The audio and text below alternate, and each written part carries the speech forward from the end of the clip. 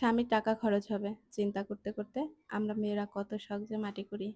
দিন শেষে সবাই সবার ভাগ বুঝে নেয়, আর আমরা বউরা শুধু ধৈর্য ধরি। নমস্কার বন্ধুরা, আমি বিনা।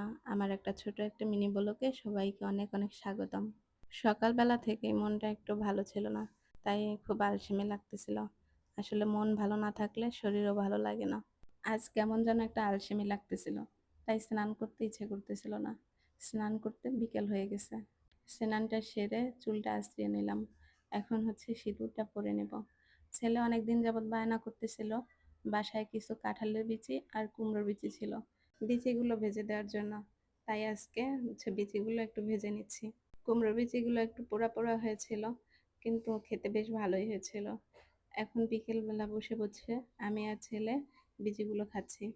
জানো তো, কাঁঠালের বিচিতে না প্রচুর পরিমাণ ক্যালসিয়াম থাকে, আর কুমড়োর বিচিতে প্রচুর পরিমাণ ফাইবার থাকে, যা আমাদের শরীরের জন্য খুবই ভালো।